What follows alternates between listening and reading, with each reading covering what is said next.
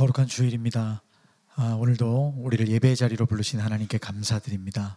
오늘도 살아계시고 지금 우리와 함께 하신 하나님께 전심으로 예배 드리겠습니다. 다 함께 묵상기도 드림으로 예배 드립니다.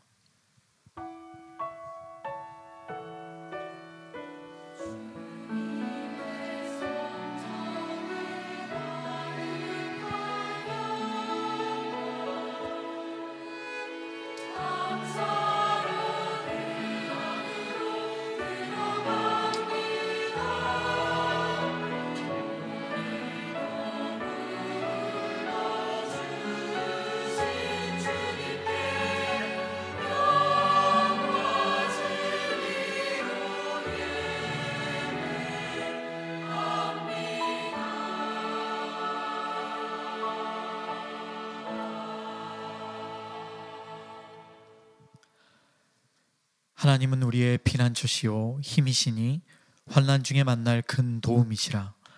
그러므로 땅이 변하든지 산이 흔들려 바다 가운데 빠지든지 바닷물이 솟아나고 뛰놀든지 그것이 넘침으로 산이 흔들릴지라도 우리는 두려워하지 아니하리로다. 만군의 여호와께서 우리와 함께 하시니 야곱의 하나님은 우리의 피난처시로다. 아멘. 아버지 하나님 감사합니다. 살아계신 하나님, 이곳에 함께 계신 하나님이 우리의 피난처이시고 힘과 도움이셔서 감사드립니다. 하나님의 자녀들이 지금 주님 바라보면서 예배하며 나갑니다.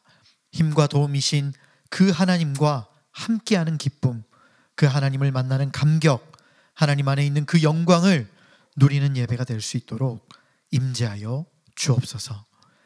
이제 사랑하는 우리 성도들이 주 앞에 드리는 신앙의 고백을 기쁘게 받아 주시옵소서.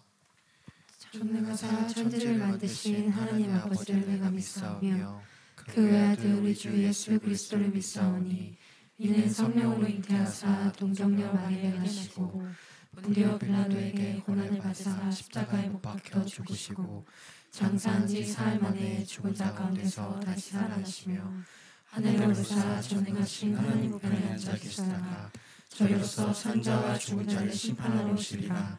성령을 믿사오며 거룩한 공예와 성도와 서로 교통하는 것과 죄를 사하여 주시는 것과 몸이 다시 사는 것과 영원히 사는 것을 믿사옵나이다. 아멘. 할렐루야. 아멘. 여러분 다윗과 골리앗 이야기 다 아시죠? 그 말씀을 보면서 다윗이 블레셋 사람을 향해 빠르게 달려가면서 물매로 던졌다는 그 구절을 보게 되었습니다. 혼자서 보면서 와 대박 무빙샷이었어 막 이러면서 감탄을 했던 적이 있습니다. 저는 이 사건에 다윗의 지분이 한 그래도 2% 정도 있겠지 싶었는데 그 무빙샷은 얘기가 다르잖아요. 그러니까 하나님이 100% 역사하신 사건이었더라고요. 옆 사람과 이렇게 한번 인사해 볼까요? 내 삶의 지분은 하나님이 100%입니다. 네, 오늘 하나님을 경배하며 찬양하며 할 때 우리의 개인의 고백을 넘어서 하나님을 경배할 때 우리 영혼이 회복되며 또 하나님께로 우리의 시선이 옮겨지는 그런 예배 되었으면 좋겠습니다. 그 마음으로 하나님 앞에 나아갑시다.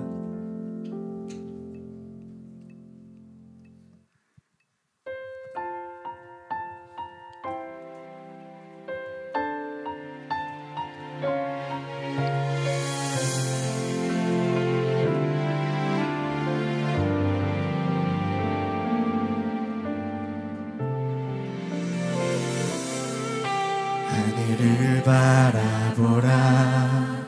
드넓은 저 바다도 온 세상 지으신 주님의 솜씨라. 먹구름이 다가와 태양을 가려도 만물을 주관하시는 주님의 섭리라. 모두 고개를 들고 어두운 마음을 열어 그 크신 주님의 능력을 바라보라. 너와 나 지으신 주의 놀라운 손길, 우리 다 함께 주를 찬양해.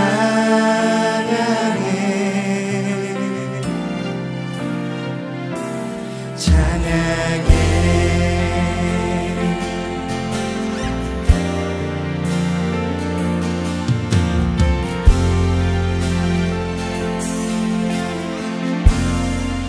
들에 핀 꽃을 보라. 들에 핀 꽃을 보라. 하늘을 나는 새도 만물을 지으신 주님의 솜씨라. 눈보라가 닥쳐와 온 땅을 덮어도 만물을 주관하시는 다시 한번 고백합시다. 들에 핀 꽃을 보라. 하늘을 나는 새도 만물을 지으신 주님의 솜씨라.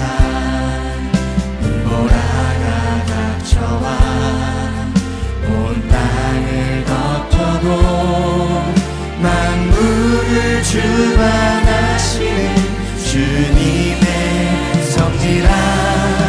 모두 고개를 들고 어둠 마음을 열어 크신 주님의 능력을 바라보라. 너와 나 지으신 주의 놀라운 손길, 우리 다 함께 주를 찬양해. 모두 고개를 들고 어두운 마음을 열어 크신 주님의 능력을 바라보라. 너와 나 지으신 주의 놀라운 손길, 우리 다 함께 주를 찬양해. 온 하늘과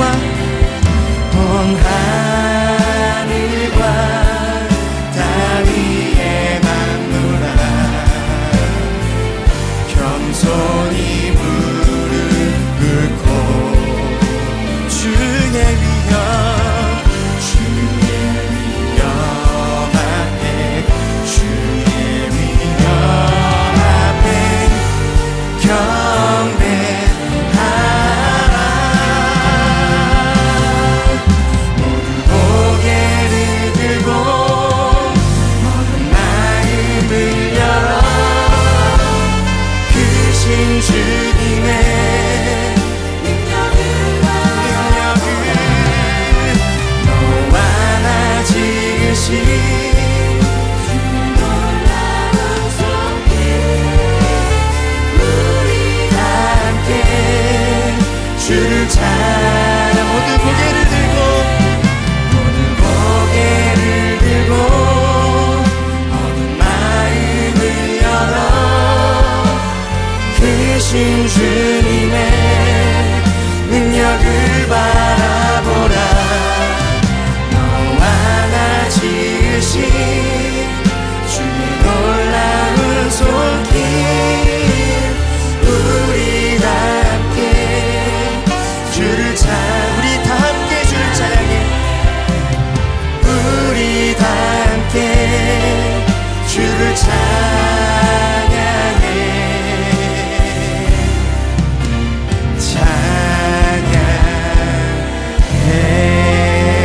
우리 길에 앞서 행하시는 그 하나님 아버지께 감사와 영광의 박수 올려드리겠습니다.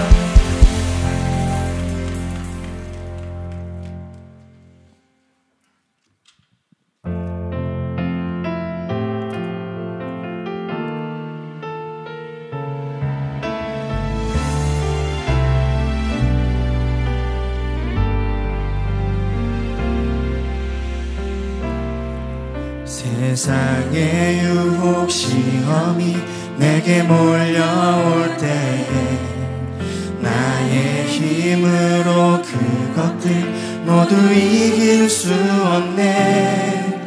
거대한 폭풍 가운데 위축된 나의 영혼 어찌할 바를 몰라 헤매이고 있을 때 세상의 유혹 시험이 내게 몰려올 때에 나의 힘으로 그것들 모두 이길 수 없네. 거대한 폭풍 가운데 위축된 나의 영혼 어찌할 바를 몰라 헤매이고 있을 때 주를 찬양 손을 들고 찬양 전쟁은 나에게 속한 것 아니니 주를 찬양 손을 들고 찬양 전쟁은 하나님께 속한 것이니 거짓과 속임수로 가득 찬 세상에서 어디로 갈지 몰라 머뭇거리고 있네. 공중의 권세 잡은 자 지금도 우리들을 실패와 절망으로 넘어뜨리려 하네. 주위를 둘러보면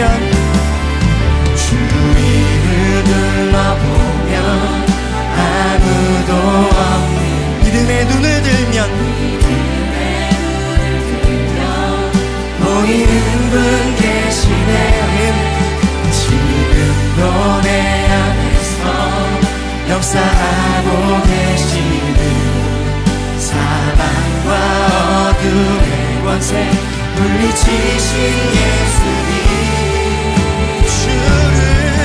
주를 찬양 손을 들고 찬양 전쟁은 나에게 속한 것 아니니 주를 찬양 손을 들고 찬양 전쟁은 하나님께 속한 것이니 주를 찬양 손을 들고 찬양 전쟁은 나에게 속한 것 아니니 주를 찬양 손을 들고 찬양 지금 우리 기도하실 때 주님 전쟁과 같은 나의 영혼을 위축시키는 가운데 그 상황 가운데 주님을 우리가 경배하는 것으로 주님을 예배하는 것으로 주님께 시선을 두겠습니다. 기도하며 나아가겠습니다. 주님 저기 이 세상에 거짓과 속임수와 우리를 넘어뜨리려고 하는 수많은 상황 가운데 우리가 주님을 경배하고 주님께 무릎으로 나아가고 주님의 믿음을 고백하며 우리의 믿음을 증명하며 주님 앞에 나아가기를 원합니다. 주님의 믿음을 바랍니다. 전심으로 고백합시다. 주를 찬양 주를 찬양 손을 들고 찬양 전쟁은 나에게 속한 것 아니니 주를 찬양 손을 들고 찬양 전쟁은 하나님께 속한 주를 찬양 주를 찬양 손을 들고 찬양 전쟁은 나에게 속한 것 아니니 주를 찬양 손을 들고 찬양 전쟁은 하나님께 속한 것이 전쟁은 하나님께 속한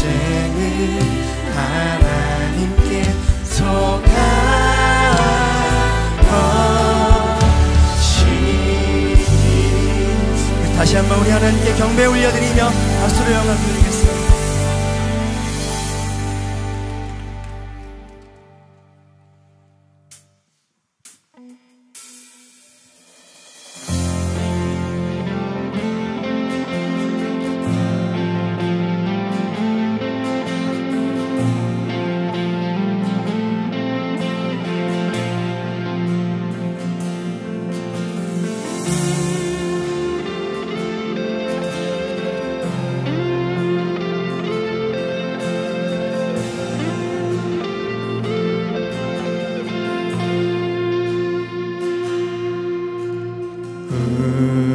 우리 주는 위대하며 능력이 많으시도다. 그의 지혜 무궁하며 인자는 영원하도다.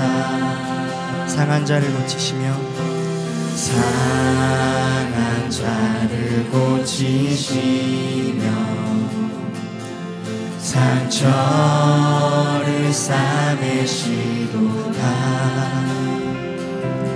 별들의 수를 세시며 이름을 붙이셨도다. 그가 구름으로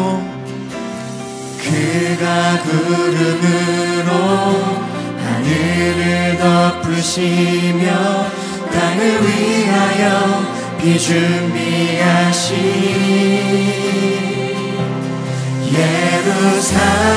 예루살렘아 여호와를 찬송할지어다. 내 하나님을 감사함으로 그 앞에 나가며 주 임재 앞에 경배해.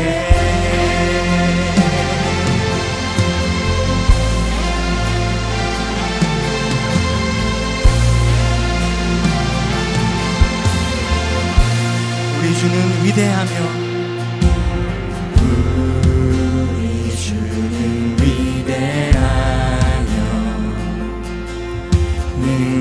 능력이 많으시도다. 그의 지혜 무궁하며 인자는 영원하도다. 상한 자를 고치시며 상처를 싸매시도다. 별들의 수를 세시며 이름을 붙이셨도다. 그가 구름으로 하늘을 덮으시며 땅을 위하여 비 준비하신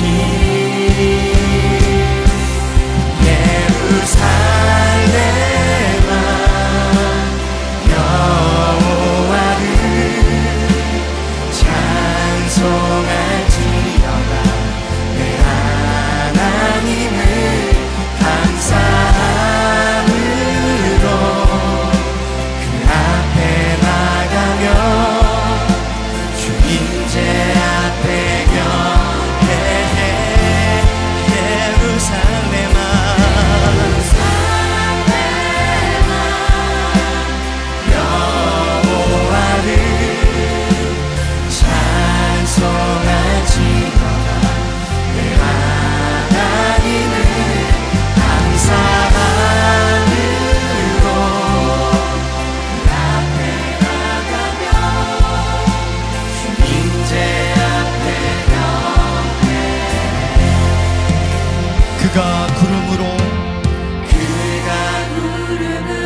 하늘을 덮으시며 하늘을 덮으시며 땅을 위하여 비 준비하시니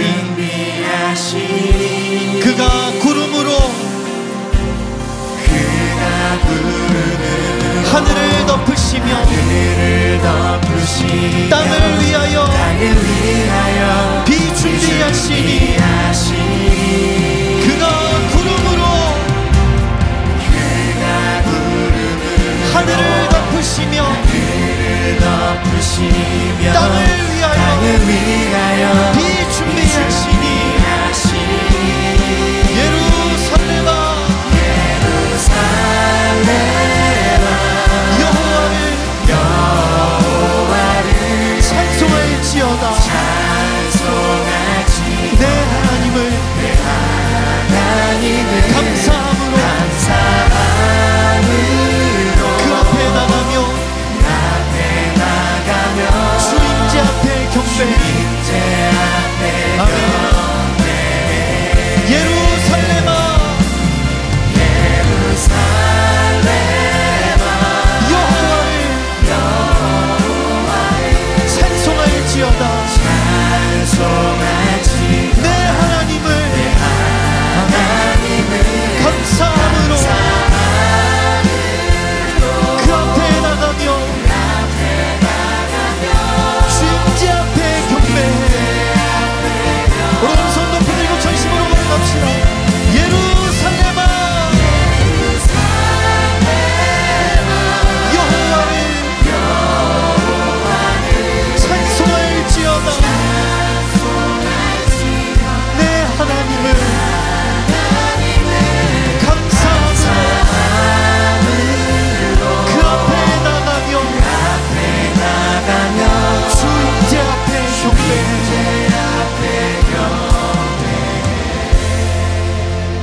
우리 시간 중보 기도하며 나아가겠습니다. 우리 나라를 위해서 기도합시다. 하나님이 세우신 나라와 하나님이 택하신 백성에게 뜻이 있는 줄 압니다. 하나님, 이 나라를, 이 백성을 도와주십시오. 긍휼히 여겨주십시오. 위정자들에게 지혜를 주시고 지도자들에게 선한 양심을 주십시오. 하나님 뜻으로 세워진 이 나라가 하나님의 뜻의 통로가 되는 귀한 나라 될 수 있도록 이 나라 보호하시고 인도하여 달라고 우리 시간 중보하며 나아가겠습니다. 기도합시다. 거룩하신 우리 하나님 아버지 감사합니다. 하나님, 주님이 세우신 이 나라, 이 백성, 주님의 뜻으로 세우신 줄 믿습니다. 주님, 우리가 믿는 것은 주님이 이 나라를, 이 백성을 세우실 것을 믿습니다. 주님, 이 나라, 이 백성, 거룩한 나라, 거룩한 백성 될 수 있도록 인도하시고 붙잡아 주시옵소서. 위정자들에게 지혜를 허락하여 주시고 지도자들에게 선한 양심을 주십시오. 주님, 주님의 뜻으로 세워진 이 나라, 하나님의 통로가 될 수 있게 도와주시고 하나님의 그 거룩한 뜻이 나타나는 나라가 될 수 있도록 주님 인도하여 주옵소서. 주님, 거룩한 나라 되게 하여 주시고 거룩한 백성이 일어나게 도와주시옵소서.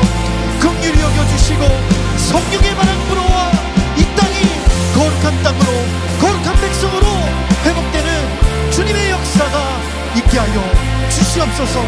살아계신 주님, 역사하여 주옵소서.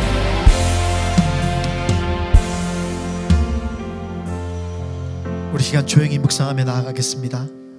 하나님, 이 시간 주 앞에 나갈 때 제 마음 가운데 은혜를 주셔서 하나님을 붙잡고 하나님 주시는 힘으로 나갈 수 있도록 함께 해달라고, 제 마음밭을 만져주시고 주장해달라고 이 시간 조용히 묵상하며 나아가겠습니다. 기도하겠습니다.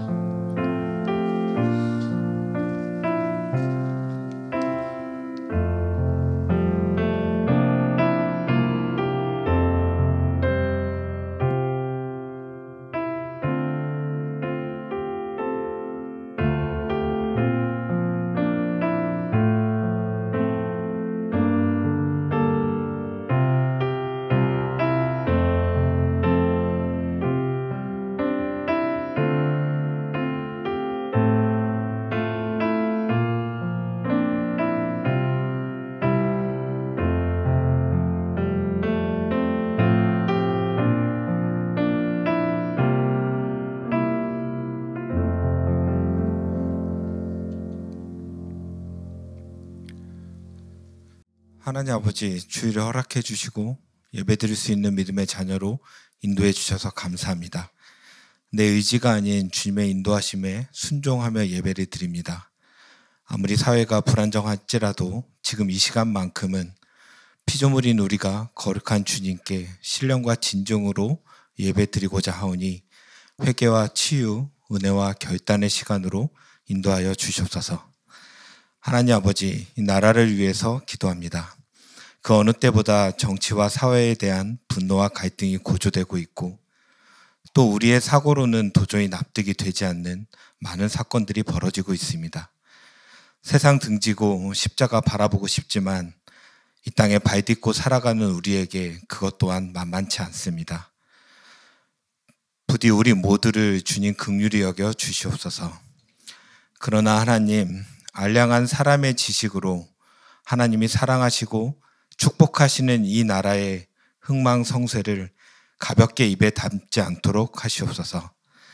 성령의 재갈을 입에 물고 이 상황을 머리로 이해하기 위해 집중하는 것이 아니라 하나님이 이 나라를 여전히 사랑하시고 변함없이 이끌어 가시고 계신다는 그 믿음에 더 집중하도록 인도하여 주시옵소서. 이 나라의 위정자들과 국민 모두 하나님을 두려워하도록 하시옵고 하루라도 빨리 이 사태가 진정될 수 있도록 주님 역사하여 주시옵소서. 하나님 아버지, 교회를 위해서 기도합니다. 혼탁한 세상 속에서 살아가지만 우리 영혼의 안식처로 이 땅에 교회를 세워주셔서 감사합니다. 그러나 하나님이 머리 되시는 교회가 사람이 만든 이념과 사상으로 나뉘지 않도록 하시옵소서. 이 사회의 구성원으로 나라와 사회를 위해 중보하며 선한 영향력을 미칠 수 있도록 인도하여 주시옵소서. 악해져만 가는 사회 속에서 주님의 교회를 포함한 이 땅의 모든 교회가 현 시대뿐만 아니라 다가올 미래 세대에도 세상의 빛과 소금의 역할을 감당할 수 있도록 주님 인도하여 주시옵소서. 하나님 아버지, 오늘도 하루하루 힘겹게 버티고 있는 가정과 개인을 위해서도 기도합니다. 사회적 이슈로 개인의 아픔과 고통이 외면받지 않도록 하시옵소서. 가정과 개인에게 갑자기 찾아온 어떤 역경과 고난도 그것이 세상에서 말하듯 운이 나빠서 생긴 것이 아니라 우리를 눈동자와 같이 지키시는 하나님이 우리를 거룩한 성화의 단계로 한 발자국 이끄시는 것임을 알게 하여 주시옵소서.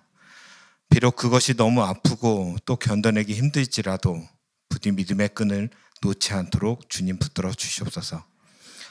하나님 아버지, 내가 원하는 삶을 살기 위해 기도하는 것이 아니라 하나님이 내 삶에 얼마나 역사하심을 더 깊이 알기 위해서 기도하게 하시고, 마찬가지로 내가 원하는 나라를 위해서 기도하는 것이 아니라 하나님이 이 나라를 이끄시고 계심을 더욱 깊이 알기 위해 기도하는 믿음을 주시옵소서. 이제 그 누구보다 말씀을 사랑하시고 하나님을 두려워하시는 목사님을 통해 말씀을 듣습니다. 다시 한번 주님께 더 가까이 다가가는 결단의 시간, 그리고 상처받고 지친 사람들을 치유하는 시간으로 인도하여 주시옵소서. 이 예배를 통해 받은 은혜가 교회뿐만 아니라 가정과 세상으로 흘러들어갈 수 있도록 주님 도와주시옵고, 이 예배를 위해 수고한 모든 손길에 주님 지혜와 은혜를 축복하여 주시옵소서. 지금 바로 이 시간에도 살아계셔서 우리와 함께 하시는 예수 그리스도의 이름으로 기도드렸습니다.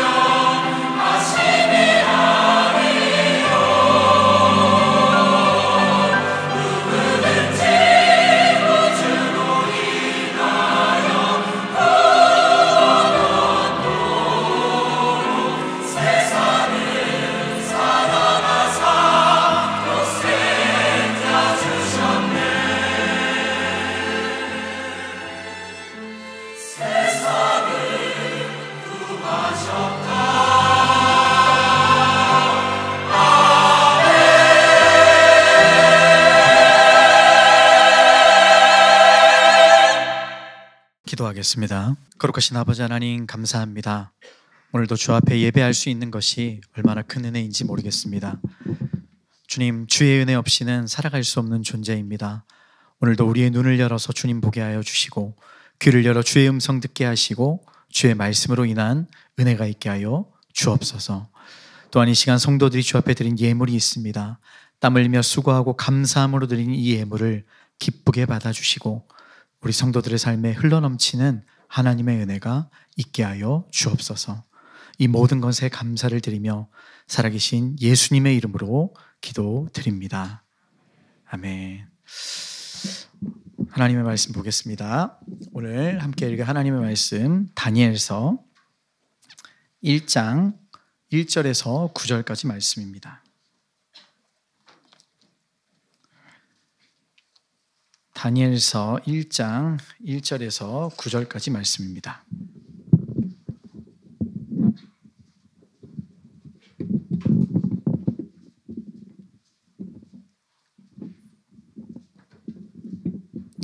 다니엘서 1장 1절에서 9절.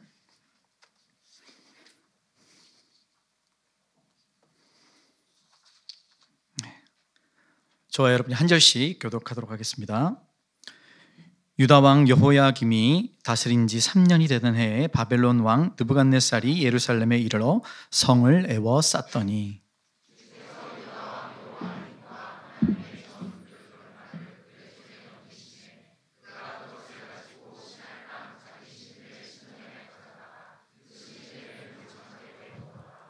왕이 환관장 아스브나스에게 말하여 이스라엘 자손 중에서 왕족과 귀족 몇 사람,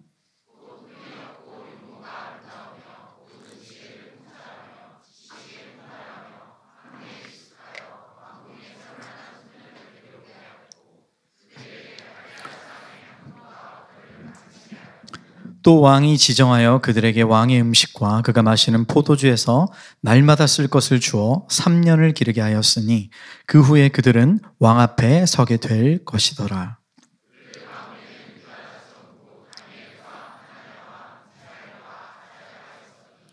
환관장이 그들의 이름을 고쳐 다니엘은 벨드사살이라 하고, 하나냐는 사드락이라 하고, 미사엘은 메삭이라 하고, 아사랴는 아벳느고라 하였더라.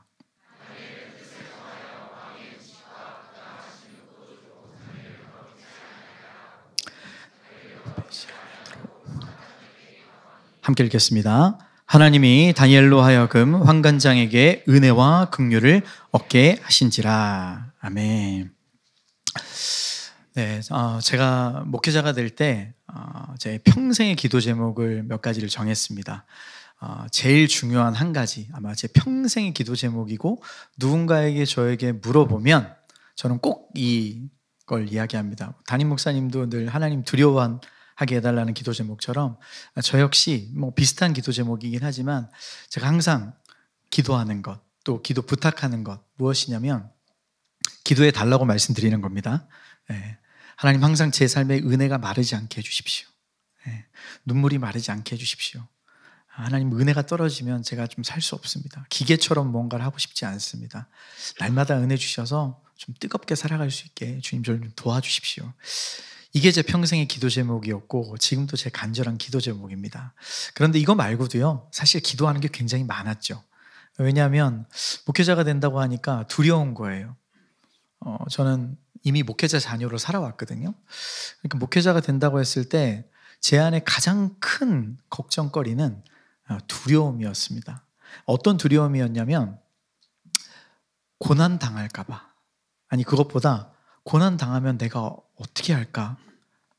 나는 어떻게 해야 될까? 이 두려움이 제 안에 굉장히 컸었어요. 왜냐하면 아버님 목회를 보면서 예기치 않는 고난을 당하고 예기치 않는 어려움을 당할 때 그냥 어렵더라고요. 그냥 어렵고 무섭고 두렵고 떨리더라고요. 그러니까 기도하는 거예요. 하나님, 제가 좀 목회자로 살 때 내가 예기치 않는 고난이나 어려움을 당했을 때 주님, 저에게 좀 고난을 이길 수 있는 방법, 능력, 스킬 또는 무기, 젊은이들로 얘기하면 아이템, 뭐 이런 게 좀 있었으면 좋겠습니다. 좀 그런 게 좀 있었으면 좋겠습니다. 그리고 저뿐만 아니라 저는 이제 목회를 해야 되니까 사람을 만나야 되잖아요. 그럼 사람들이 찾아오잖아요. 단순히 뭐 강단에서 말씀만 전하는 거 가르치는 게 아니라 사람을 만나고 대화도 해야 되고 상담도 해야 되고 때로는 도움을 줘야 되잖아요.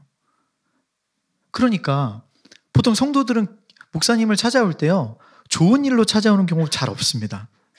보통 10의 9은요 어려움 때문에 찾아와요. 물론 그것 때문에 싫다고 하는 게 아니에요.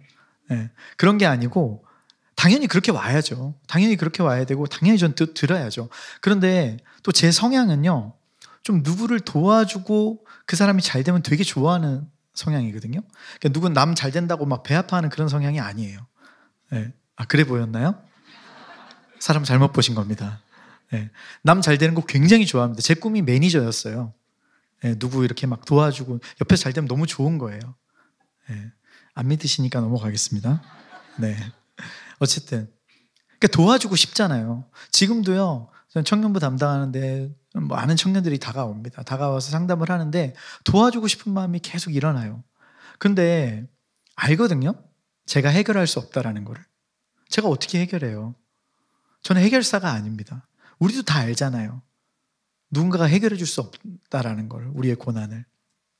근데 너무 간절하게 기도하게 되는 거예요. 주님, 고난이 왔을 때 저도 이 고난을 좀 이겨내는 방법이나 뭐 능력이 있었으면 좋겠습니다. 그리고 제가 목회해야 되니까 누군가가 오면 제가 딱 이렇게 얘기하면 고난이 딱 해결되는 좀 그런 능력이 있었으면 좋겠습니다. 감사하게도 그 기도 제목이 이루어지지 않았어요. 지금도 너무너무 어렵습니다. 그 부분이. 여러분, 고난받으면 어떠세요? 고난받으면? 어려움이 생기면 어떠세요? 뭘 물어봐요? 그렇죠? 그냥 어렵죠. 뭐. 네. 고난받으면 고난을 이길 방법 알고 계신가요? 알고 계세요? 알고 계시면 개인적으로 좀 찾아와서 좀 알려주십시오. 네. 저도 아직 고난받는 방법, 고난을 받는 방법이 아니라 고난을 이기는 방법, 뭐 이렇게 특별한 능력이나 이런 거 아직 찾지 못했습니다. 그런데 어쨌든 고난받을 때 우리에게 힘과 용기를 주고 우리에게 고난을 뭔가 이길 수 있는 방법을 알려주는 것 같은 것이 바로 우리 성경이죠. 말씀이죠. 신앙의 선배들, 믿음의 선배들이죠. 믿음의 선배들을 볼 때 진짜 수많은 역경과 고난을 이겨낸 선배들의 이야기를 들으면 힘이 납니다. 그렇죠? 그리고 성경을 볼 때 수많은 믿음의 선지자들, 믿음의 선배들이 많이 나옵니다. 이분들을 보면 힘이 생겨요. 막 동기부여도 되고 용기도 납니다. 오늘 읽었던 다니엘의 본문이 저에게는 그렇습니다. 다니엘이라는 사람은 개인적으로 저에게도 좀 친숙해요. 왜냐하면 제 친동생 이름이 다니엘이거든요. 사무엘, 다니엘. 놀랍죠? 저에게는 굉장히 친숙한 이름이에요. 여러분도 다니엘은 다 아시잖아요. 그렇죠? 다니엘 하면 떠오르는 게 뭐예요? 사자굴에서 살아나온, 그리고 세 친구들 불덩이에 들어갔지만 타지 않고 나온, 진짜 놀라운, 희망을 품게 하는 그런 이야기들. 그래, 저게 바로 믿음이야 라고 얘기할 수 있는 이야기들이 오늘 다니엘서에 나옵니다. 다니엘은 어떤 사람일까? 그냥 노예로 시작했다가 한 나라를 좌지우지할 수 있는 인물까지 성장하죠. 그러면 성공 스토리 같은데 사실 그렇지 않습니다. 오늘 제가 전할 말씀은 그게 아닙니다. 어떻게 하면, 다니엘이 어떻게 했기에 믿음의 사람이 될 수 있었나, 이걸 좀 보고자요. 뭐 뻔한가요? 그냥 사적으로 들어가면 되는 거 아닌가? 이렇게 얘기하시는 분들도 있을 것 같은데 그게 아닙니다. 저도 처음에는 그냥 다니엘이 믿음의 사람인 줄 알았어요. 어떻게 했길래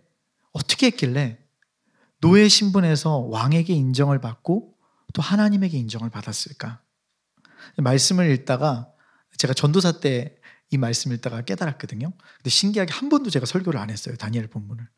근데 이번에 하나님께서 마음 주셔서 이 본문 전해야겠다 해서 다시 한 번 더 말씀을 펼쳤습니다.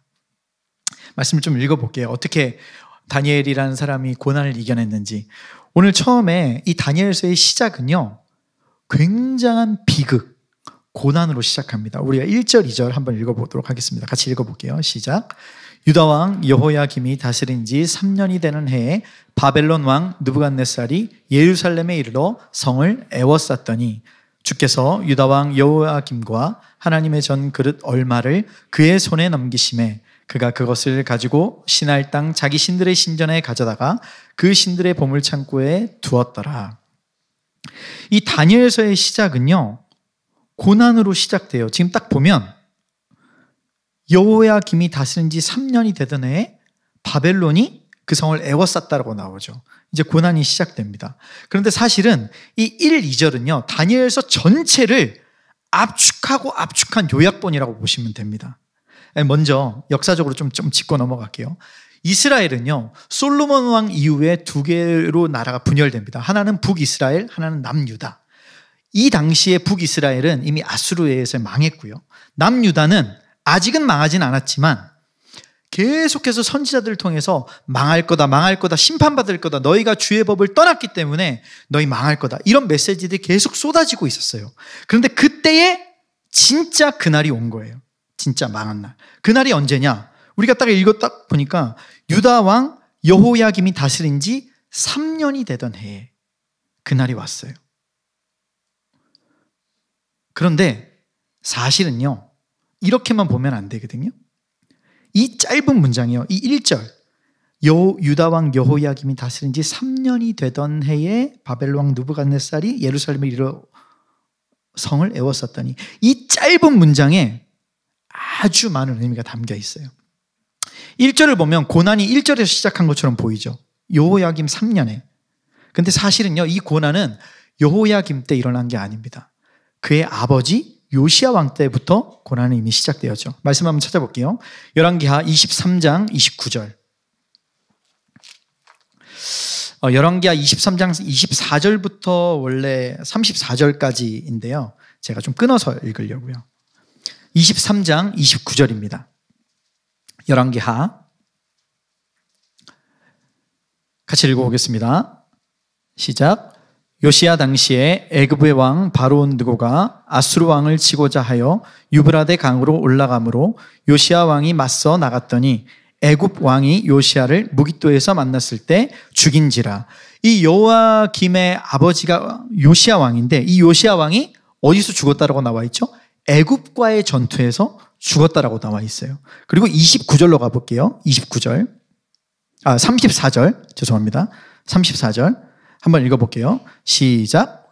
바로 느고가 요시야의 아들 엘리야김을 그의 아버지 요시야를 대신하여 왕으로 삼고 그의 이름을 고쳐 여호야김이라 하고 여호아하스는 애굽으로 잡아갔더니 그가 거기서 죽으니라. 자, 요시야 왕이 애굽과의 전투에서 죽습니다. 그리고 나서 이 남유다의 왕을 누가 세우냐? 애굽이 세워요. 그러니까 이스라엘 그 남유다의 정권이 애굽에게 넘어갔다라는 거죠. 그런데 처음에는 여호아하스를 세웁니다. 그런데 3개월 만에 그의 동생 엘리야김으로 교체를 해요. 근데 이 일을 누가 했다? 애굽이 했다라는 거예요. 애굽이. 남유다가 스스로 자신들의 왕을 세운 게 아니라 애굽이 전쟁에서 승리했고 요시야 왕을 죽였기 때문에 그 모든 정권을 가져간 거예요. 그러니까 이 고난은 엘리야김 때 시작된 게 아니라 이 고난의 시작은요, 요시야 왕이 죽었을 때부터 시작된 고난이라는 거예요. 다니엘서에서는 보이지 않죠. 그런데 이게 왜 중요할까? 이걸 왜 제가 이야기했을까요? 여기서 주목해야 되는 게 있는데요. 이 바로 요시야 왕의 죽음이에요. 이 중요한 거 조금 이따 설명을 한 번 더 읽어볼 텐데 23장 24절 25절 한번 읽어볼게요. 24절 25절 바로 앞에 있으니까 시작. 요시야가 또 유다 땅과 예루살렘에 보이는 신접한 자와 점쟁이와 드라빔과 우상과 모든 가증한 것을 다 제거하였으니 이는 대제사장 hil기야가 여호와의 성전에서 발견한 책에 기록된 율법의 말씀을 이루려 함이라. 요시야와 같이 마음을 다하여 뜻을 다하여 힘을 다하여 모세의 모든 율법을 따라 여호와께로 돌이킨 왕은 요시야 전에도 없었고 후에도 그와 같은 자가 없었더라. 요시야 왕은 어떤 왕이냐? 요시야 왕은요, 남유다 역사상 가장 하나님 앞에서 시시했던 왕이에요. 오늘 우리가 읽었잖아요. 이 전에도 이 후에도 이런 왕이 없었다라고 나와요. 성경이 이렇게 지금 표현하고 있죠. 그런데 이게 왜 중요한가? 요시야 왕의 죽음이 뭐가 이렇게 중요하길래 제가 이렇게 성경을 찾아보고 이럴까? 먼저 조금 더 설명하면요, 이스라엘 역사를 보면요, 가나안은요 적과 꿀이 흐르는 땅이라고 하고 있어요. 그런데 사실은요, 이 가나안 땅은 지리적으로 굉장히 최악이거든요. 동쪽으로는 모압과 암몬이 있고요. 모압과 암몬이 있고, 서쪽은 블레셋이 있고, 남쪽은 애굽이 있고, 북쪽에는 아수르가 있어요. 그러니까 동서남북 강대국들이 배치되어 있는 거죠. 그러니까 항상 외세의 침략을 받기 딱 좋은 곳에 있는 거예요. 그런데 성경은 가나안을 젖과 꿀이 흐르는 땅이라고 이야기하고 있어요. 이게 도대체 뭘까? 하나님은요, 가나안 땅에 사는 이스라엘 백성으로 하여금 그들의 흥망성쇠가 주변의 강대국 손에 있지 않고 하나님 손에 있다는 것을 늘 이스라엘에게 경험시켰어요. 이게 무슨 말이냐? 그러니까 이렇게 얘기하는 거예요. 가나안은요, 하나님을 따르고 하나님을 붙잡으면 그 땅은 젖과 꿀이 흐르는 땅이 돼요. 하지만 하나님을 붙잡지 않고 하나님을 떠나면 그 땅은 척박한 땅이 되는 거예요. 그런데 예외적인 일이 일어났어요. 무슨 일이요? 하나님을 잘 섬겼는데도 고난이 온 거예요. 요시야 왕. 왕은 그 나라의 상징이거든요. 분명히 하나님 얘기하잖아요. 이렇게 신실한 왕이 없었다. 하나님을 그렇게 잘 섬겼는데 망한 거예요. 고난이 온 거예요. 여러분, 이게 좀 이해가 가세요? 왜 가끔 보면 진짜 이해가 안 되는 일이 있어요. 신앙생활 열심히 하는데 누가 봐도 저 사람 진짜 신실한데, 진짜 신실하고 누가 봐도 진짜 하나님이 사용하시는 분 같은데 그 사람의 삶이 엉망진창인 거예요. 고난받고 찢기고 말로 형언할 수 없는 거예요. 여러분, 이거 이해가 되세요? 전 가끔 그런 성도님들 봐요. 저 사람 저렇게 신실한데, 저 사람 저렇게 하나님 앞에서 열심히 살아가는데 왜 저런 삶을 살아갈까? 하나님 도대체 무슨 뜻일까? 이해가 되지 않죠. 여러분, 이해되지 않는 고난은요, 더 깊은 절망을 가지고 옵니다. 이해되지 않는. 그러니까 오늘 고난은요, 처음에 엘리야김 3년에 시작된 고난이다, 이게 아니라요, 이해할 수 없는 고난, 정말 절망적인 상황을 이야기하고 있는 거예요. 그리고요, 이거는요, 사실 애굽이 먼저 남유다를 정권을 잡았단 말이죠. 그래도요, 이스라엘 백성들은 어떤 생각을 가지고 있었냐면, 우린 망하지 않을 거야, 우린 절대 망하지 않아, 이렇게 생각했어요. 왜? 예루살렘에 있고 그 성전에 지성소가 있고 하나님이 나를 도와주시는데 어떻게 망해? 애굽이 우리의 정권을 가져갔지만 우리는 아직 괜찮아, 망하지 않을 거야, 하나님이 우리를 지켜주실 거야, 이렇게 생각했다고요. 굉장한 믿음 같죠? 말은 멋있는데 이스라엘은 그렇게 살 능력이 없었죠. 말은 번지르르 하게 하는데 그것을 증명하지 못하는 삶을 살았던 게 바로 이스라엘이에요. 마치 우리의 신앙 같죠? 그런데 현실은 어떻게 되죠? 결국 바벨론이 일어나서 주변 국가를 다 삼키고 이제는 남유다가 나라를 완전히 잃어버리고 포로로 끌려가게 되죠. 깊은 절망입니다. 이해할 수 없는 고난이 찾아온 거죠. 그래서 현실을 보세요. 어떻게 됐나요? 나라도 잃고 신분도 잃고 모든 걸 잃었어요. 오늘 나오는 다니엘과 세 친구들은요, 사실은 굉장히 귀한 자제들이에요. 일단 왕족과 귀족 출신들이에요. 왕족과 귀족이 뭐예요? 모든 걸 다 가진 사람들 아니에요. 성공한 인생이거든요. 그런데 노예가 되었다. 여러분, 가지지 못한 사람이 또 빼앗기면요, 좀 상실감이 덜할 수 있어요. 뭐 어차피 내 인생 없는데, 없어봤자 뭐 또 없는 건데 뭐 라고 할 수 있지만, 모든 걸 가진 사람이 모든 걸 잃었어요. 그러면 그 사람이 가지고 있는 상실감을 이루 말할 수 없죠. 그러니까 뭐예요? 나라도 망한 것도 이해 안 되는데 지금 내 신분 자체가 깊은 절망과 고난이라고요. 이해할 수 없는. 처음부터 등장이 노예로 등장해요. 그렇죠. 계속되는 절망 가운데 있습니다. 하나님 잘 섬겼는데도 망했고, 왕족이고 귀족이고 잘 나갔는데도 망했다라는 거예요. 망한 인생들의 등장이죠. 비참함과 절망으로 다니엘이 계속 시작하고 있어요. 그런데 여기서 끝나면 다니엘서가 끝나겠죠. 우리가 알거니와 기회가 생깁니다. 어떤 기회? 자, 3절부터 6절까지 한번 읽어보도록 하겠습니다. 3절부터 6절 시작.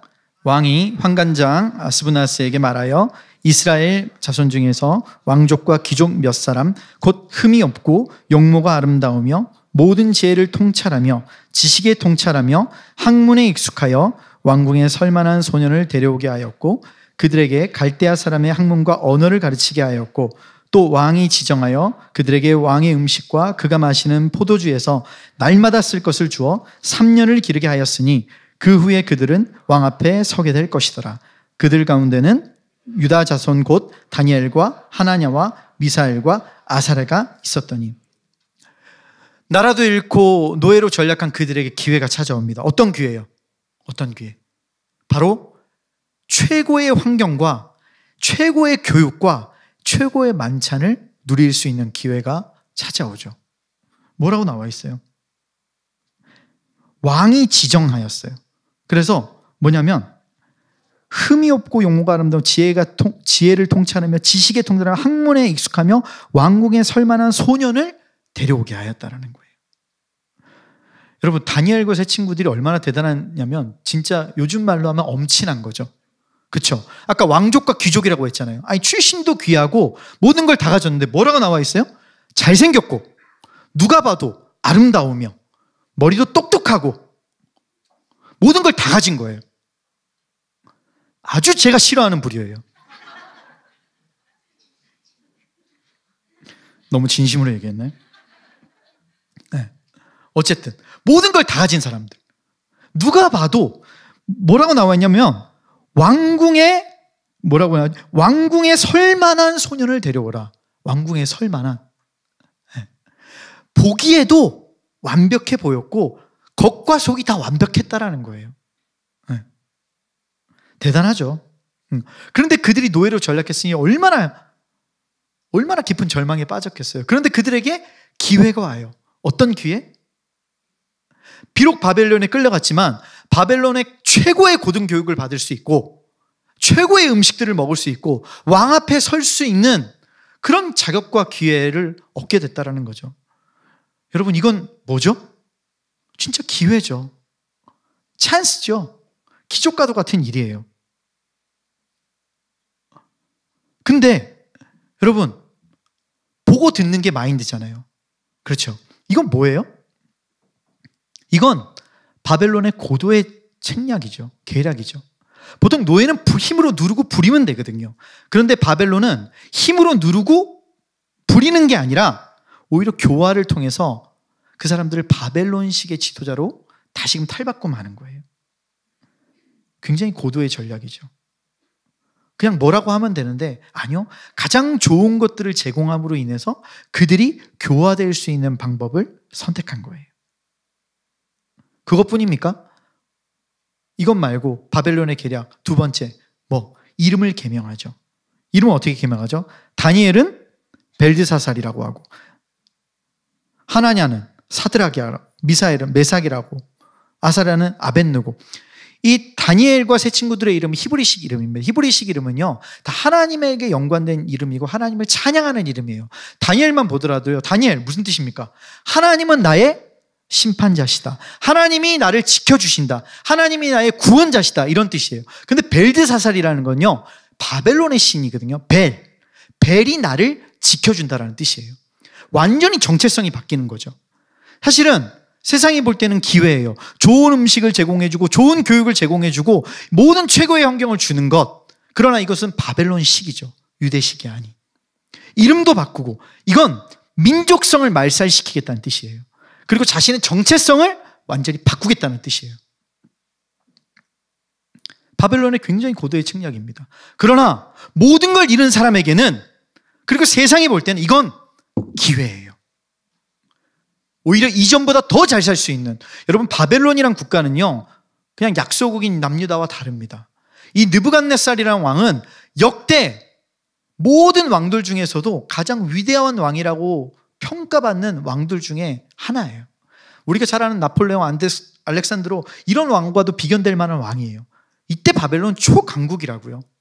그러니까 남유다에서 누렸던 것보다 만약에 바벨론에서 제공하는 이 모든 것들을 누렸다면 다니엘과 세 친구들은 이전보다 더 큰 부귀영화를 누릴 수 있었어요. 기회죠. 근데 다니엘이 이걸 기회로 여기느냐? 아니죠. 다니엘은 이것을 기회라고 여기지 않았어요. 세상은 우리에게 이익되는 게 오면 무조건 기회라고 생각합니다. 조금이라도 더 돈을 벌 수 있고 조금이라도 내가 이익을 볼 수 있다면 기회라고 이야기합니다. 하지만 그리스도인은 달라야죠.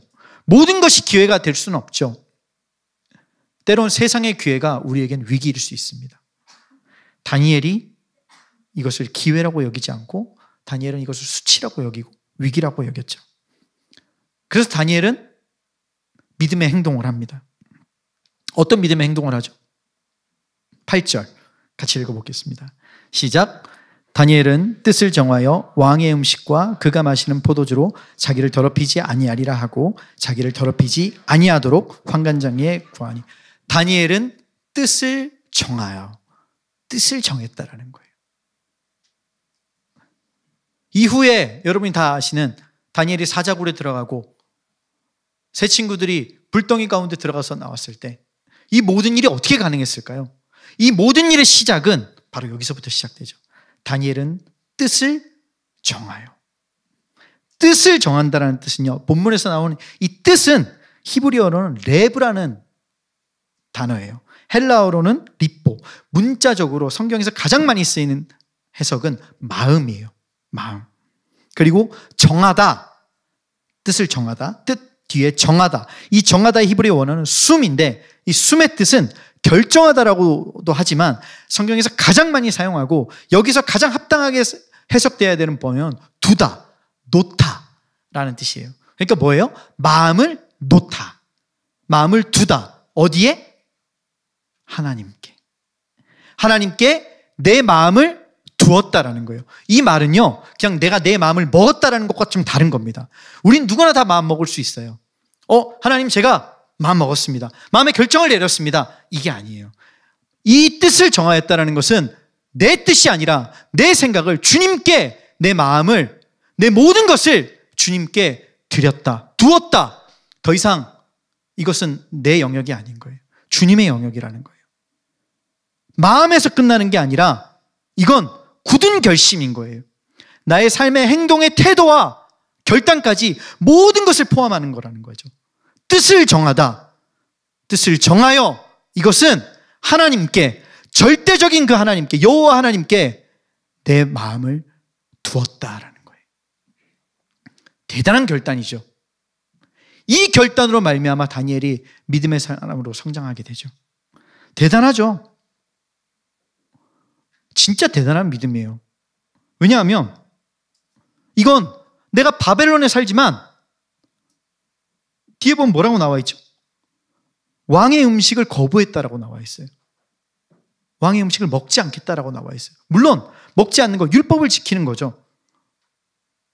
신명기에 나오는 피를 뿌려 잡은 고기라든지 레위기에 나오는 부정한 동물의 이야기, 또 우상에게 바쳤던 음식일 수 있기 때문에 그것으로 자기 몸을 더럽히지 않겠다는 그 율법을 지키려는 다니엘의 몸부림이에요. 대단하죠. 근데 왜 대단하냐? 왕의 음식이잖아요. 왕이 명령한 거거든요. 이 당시 왕이 누구라고요? 느부갓네살. 아무도 거역할 수 없는 절대자라고요. 그 절대자 앞에 자신의 뜻을 세운 거예요. 멋있죠?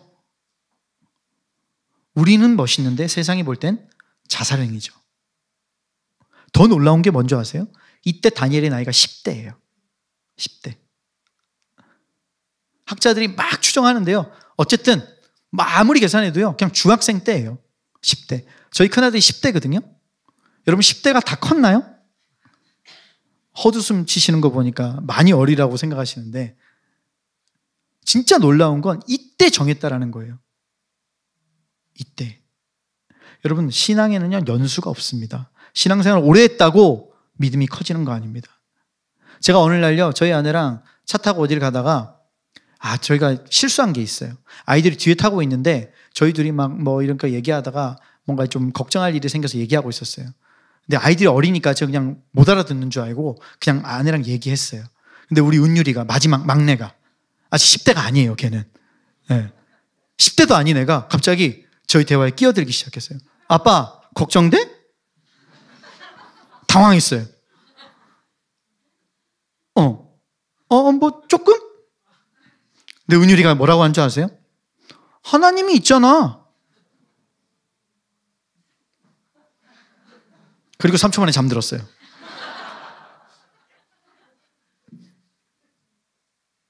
여섯 살한테 한 방 먹었죠. 어리다고, 어리숙하다고, 어린아이라고 해서 하나님을 모르는 거 아닙니다.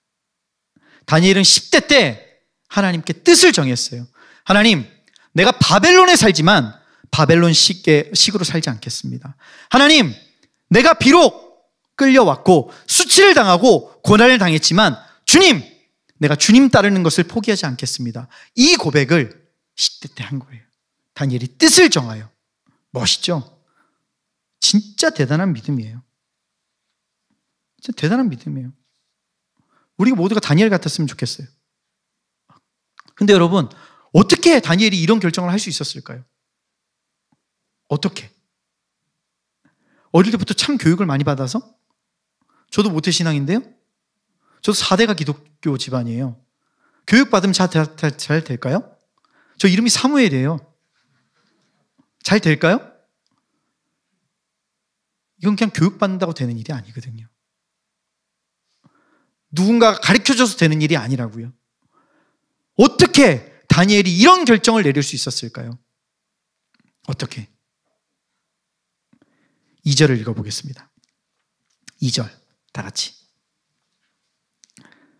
시작.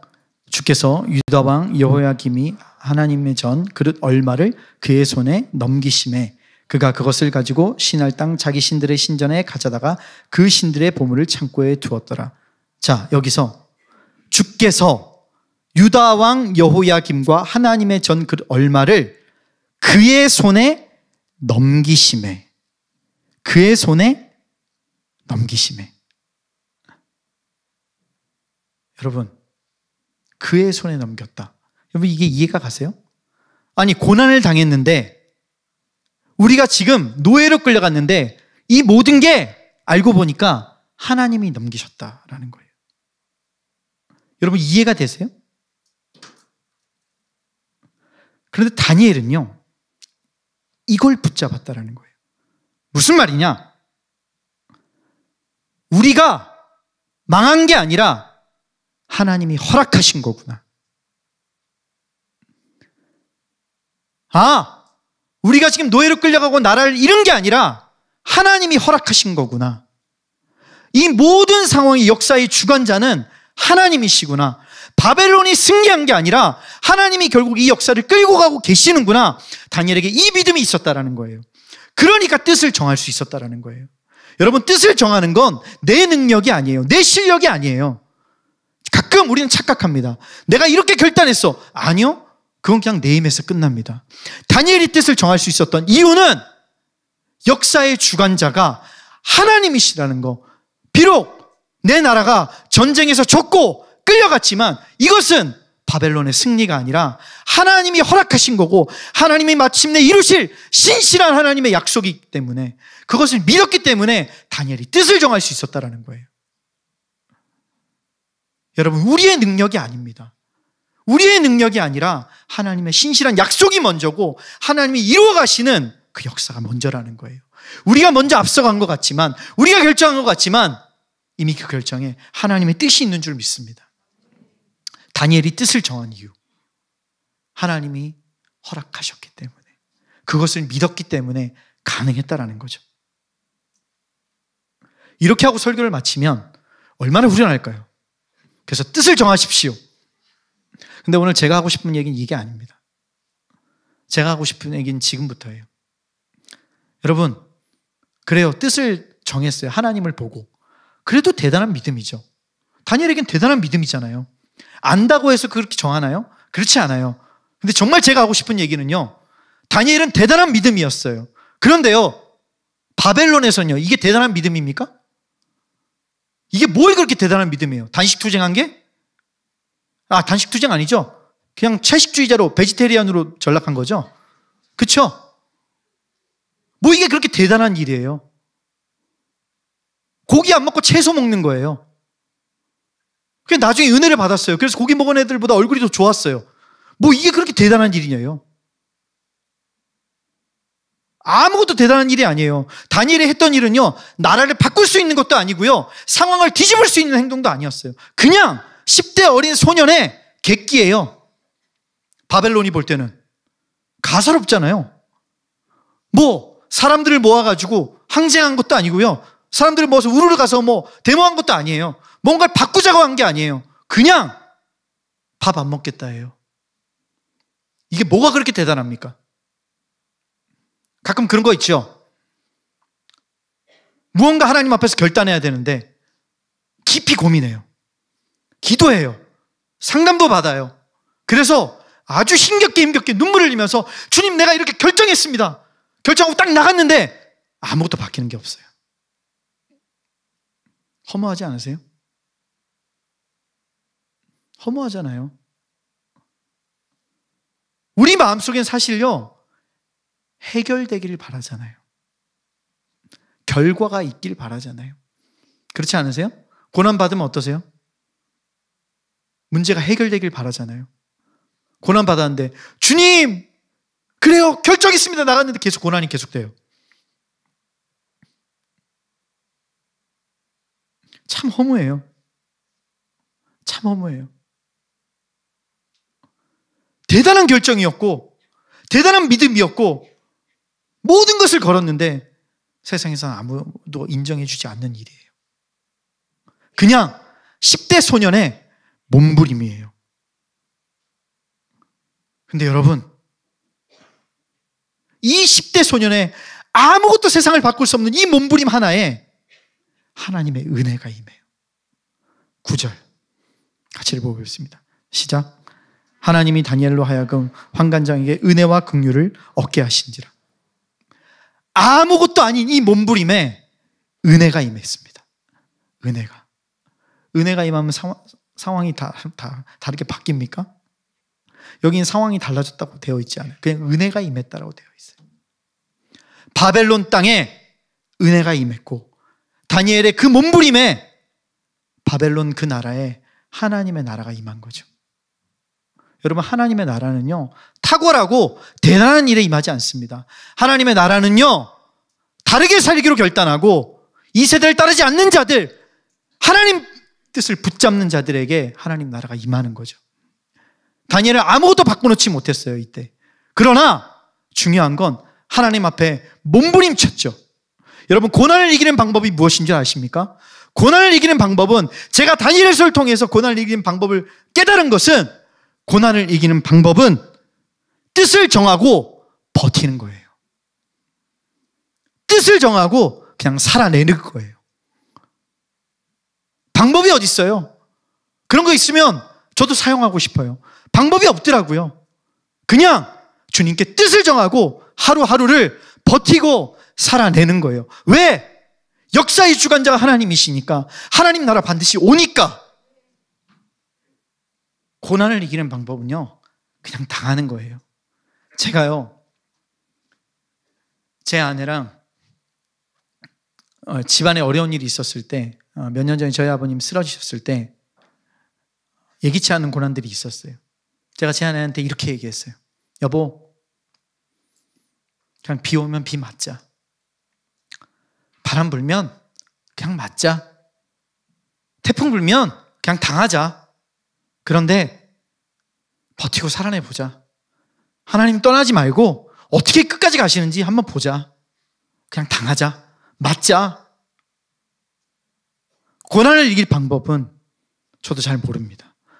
그러나 다니엘을 통해서 제가 발견한 것은 뜻을 정하고 내 마음을 하나님께 두고 오늘 하루를 버티고 살아가는 겁니다. 여러분, 어떤 고난이 있는지 전 잘 모릅니다. 해결할 수 있는 능력도 없습니다. 그런데 이렇게 말씀드리고 싶습니다. 살아내십시오.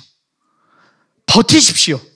끝까지 하나님 약속 믿고 뜻을 정하고 버티고 살아낼 때 여러분 삶에 문제는 해결되지 않을지 모르나 하나님의 은혜가, 하나님의 나라가 임하게 될 줄 믿습니다. 그렇게 믿고 뜻을 정하고 주님 앞에서 살아내는 여러분 되시길 주님의 이름으로 부탁드립니다. 이 시간 다 같이 좀 기도했으면 좋겠습니다. 이 시간 기도하실 때, 하나님, 나에게는 고난을 이겨낼 실력이 없습니다. 나에겐 고난을 이겨낼 힘이 없습니다. 주님, 버티겠습니다. 살아내겠습니다. 주님 약속하신 그 말씀 믿고 뜻을 정하여서 살아내겠습니다. 버틸 힘을 주시고 살아갈 힘을 허락하여 주옵소서. 시간 같이 기도하며 나아가겠습니다. 살아계신 아버지 하나님, 주님, 나에게는 고난을 이길 힘이 없습니다. 고난을 버틸 힘이 없습니다. 그러나 주님, 살아내겠습니다. 버텨내겠습니다. 주님이 약속하신 그 말씀 믿고 끝까지 버티며 살아가는 우리 모든 성도들 될 수 있도록 인도하여 주옵소서. 주님, 비가 오면 맞겠습니다. 태풍이 불면 맞겠습니다. 그러나 주님 뜻 포기하지 않고 주님 뜻 붙잡고 살아가겠습니다. 다니엘처럼 세상이 바뀌지 않는다 할지라도 그러나 끝까지 살아내겠습니다. 버텨내겠습니다. 도와주십시오.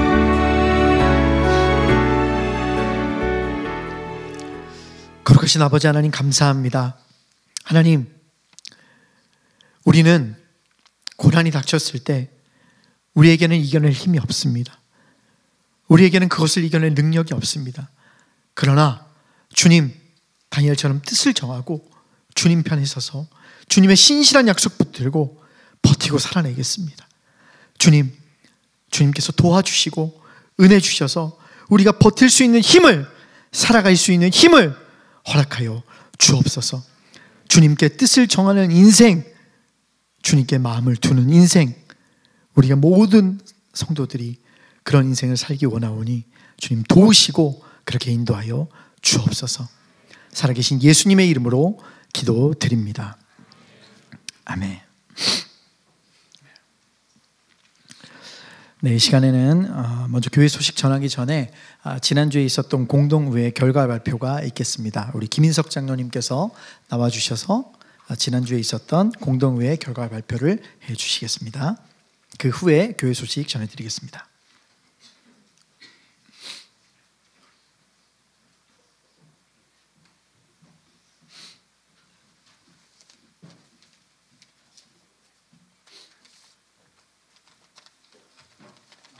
예, 김인석 장로입니다.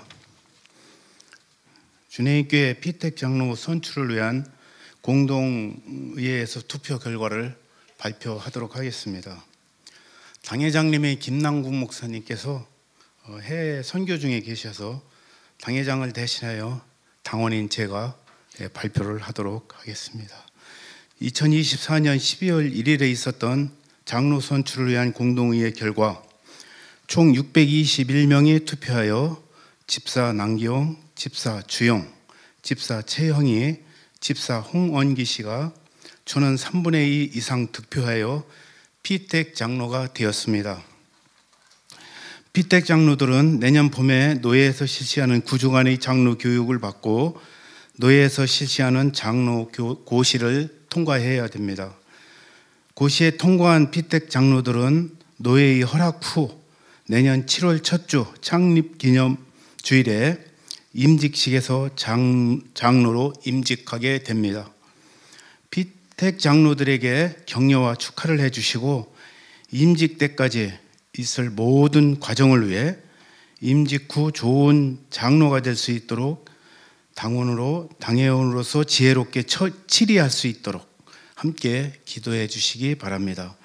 네 분 피택 장로들에 대한 소개와 인사 그리고 축복은 다음 주에 김남국 목사님께서 오셔서 진행을 하게 됩니다. 예, 여기까지 보고 드리겠습니다. 감사합니다.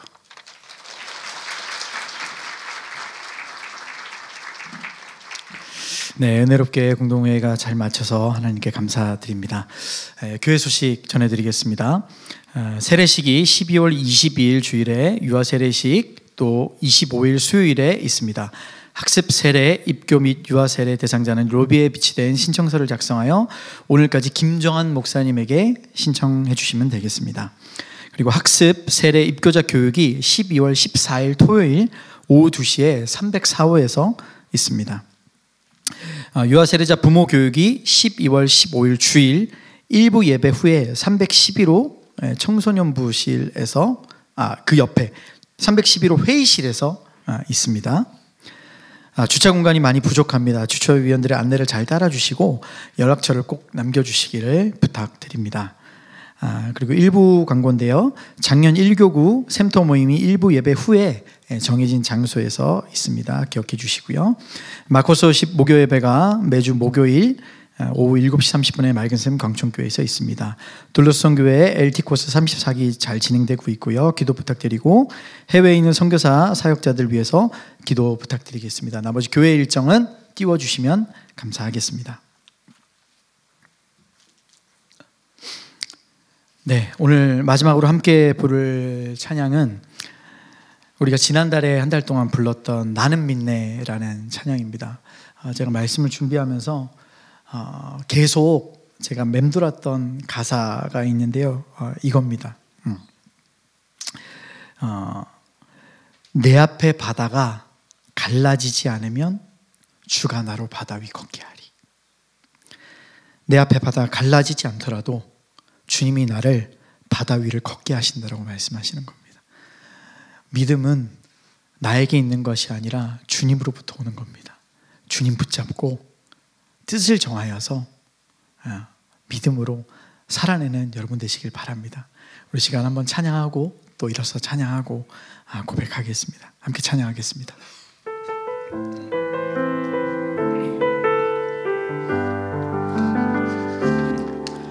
내게 허락하신 시련을 통해 나의 믿음 더욱 강하게 자라나고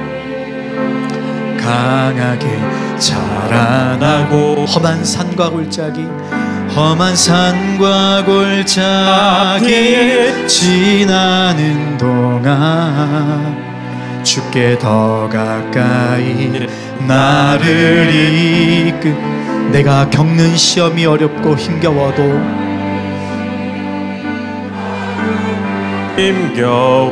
내 주님보다 크지 않네.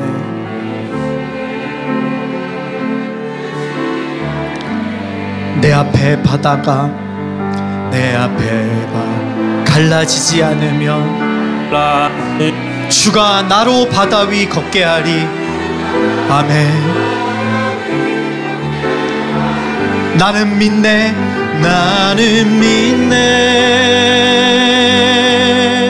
주의 능력으로 내 삶 새롭게 되리. 나는 믿네. 주의 능력으로 담대히 나가리라. 주와 함께 싸워 승리하리.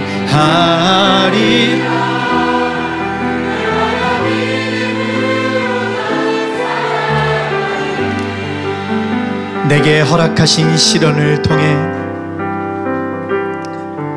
내게 허락하신 시련 나의 믿음 더욱 강하게 자라나고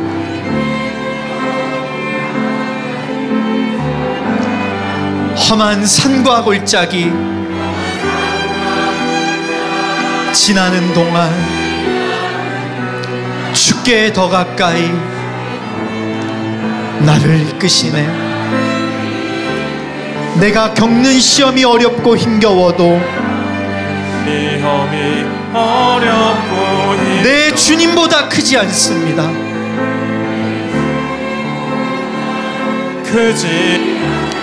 내 앞에 바다가 갈라지지 않으면 주가 나로 바다 위 걷게 하리. 아멘. 나는 믿네.